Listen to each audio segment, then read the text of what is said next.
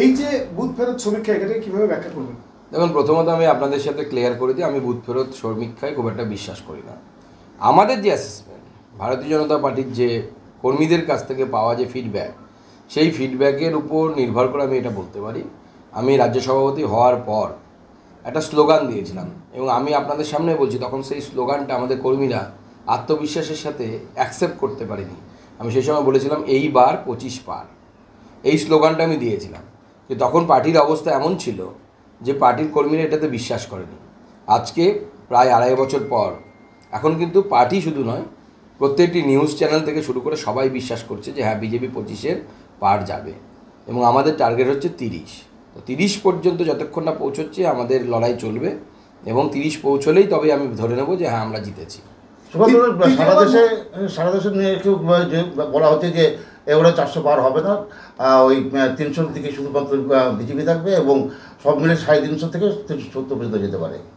ইঙ্গিত হচ্ছে দেশ জুড়ে ফের আবার ক্ষমতায় আসছে মোদী সরকার। দেখুন, মোদিজি ক্ষমতায় আসবে এটা নিয়ে কারো কোনো দ্বিমত নেই। এমনকি আমাদের অপোজিশন পার্টির যারা লিডার তারাও জানে মোদিজি আসবে। সেজন্য তো 1 তারিখে মমতা বন্দ্যোপাধ্যায় ইন্ডি জোটের বৈঠকে গেলেন না। কেন গেলেন না? কারণ উনিও জানেন বৃদ্ধাশ্রম, পণ্ডশ্রম করে কোনো লাভ নেই। মোদিই আসছে, মোদির বিকল্প কিছু নেই। মোদিজি আসছেন এবং মোদিজি আগামী দিনে ভারতবর্ষের প্রধানমন্ত্রী হিসেবে শপথ নিতে চলেছেন। লাল কেল্লায় মোদিজির হাতে তিরঙ্গা উঠবে। বিজেপি কর্মী কোন নদিয়ার কালীগঞ্জে, উনি ভোটের আগেই, তার নাম হচ্ছে হাফিজুল শেখ, ভোটের আগেই বিজেপিতে জয়েন করেছেন। গতকাল তাকে প্রথমে গুলি করা হয়, তারপরে গলা কেটে নেওয়ার চেষ্টা হয়। এইভাবে ভোট পরবর্তীতে আবার হিংসা শুরু হয়েছে, বিজেপি কর্মীদের উপর আক্রমণ হচ্ছে। দেখুন, ভোট পরবর্তী হিংসা বসিরহাটে শুরু হয়ে গেছে, নদিয়াতে শুরু হয়েছে, দক্ষিণ কলকাতা অর্থাৎ কলকাতার প্রাণকেন্দ্র সেই জায়গায়, সেখানে আমাদের কর্মীদের মাথা ফাটানো, চমকানো এগুলো শুরু হয়েছে। কারণ তৃণমূল কংগ্রেস বুঝতে পেরেছে তাদের সময় আসন্ন। আমি কিন্তু পরিষ্কার এই গুন্ডা মস্তানদের বলে দিতে চাই যে বিজেপি ক্ষমতায় আসছে এবং বিজেপি ক্ষমতায় আসার পর বিজেপির কোনো নেতাকে ধরে, বিজেপির পতাকা ধরে, ঝান্ডা ধরে বিজেপিতে আসলে পরেও কিন্তু বাঁচবেন না। উত্তরপ্রদেশ ট্রিটমেন্ট হবে, পুরো এনকাউন্টার হবে। দাদা, আরও 15 দিন বঙ্গে হচ্ছে কেন্দ্রীয় বাহিনী থাকবে, কি আবার? আমরা আবেদন জানিয়েছিলাম যেন কমসে কম 1 মাস রাখা হয়। তো যাই হোক, 15 দিন নির্বাচন কমিশন তা দিয়েছে। আমরা মোটামুটি খুশি এবং আমরা চাইবো যে এই কেন্দ্রীয় বাহিনী যেন থানায় না বসে থাকে। এসপিদের হাতে থাকলে পরে কিন্তু মিসইউজ হবে, কোনো কাজে আসবে না, মারামারি হয়ে যাবে, মরে যাবে লোক, তারপরে কেন্দ্রীয় বাহিনীকে সেখানে পাঠাবে। নিরপেক্ষভাবে কাজ করুক, এরকম লোকেদের হাতে থাকুক।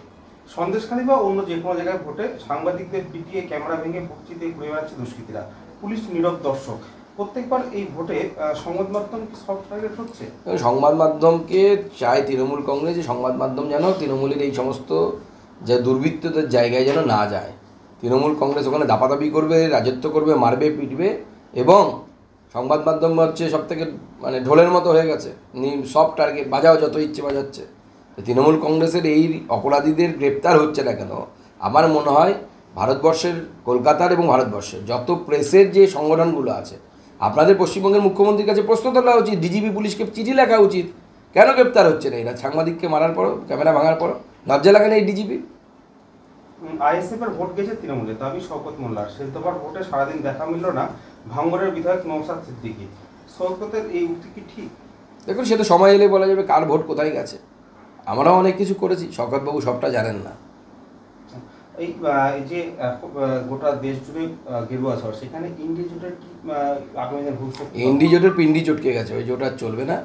ওই জোট এমন একটা নৌকো ছিল যেটা নৌকোটা ফুটো, মাঝিও নেই, কোন দিকে যাবে বোঝা যাচ্ছিল না। 4-5 জন মাঝি, এ বলছে বাঁয়ে চলো, ও বলছে ডাঁয়ে চলো, ও বলছে এদিকে চলো, তো এই চলছে।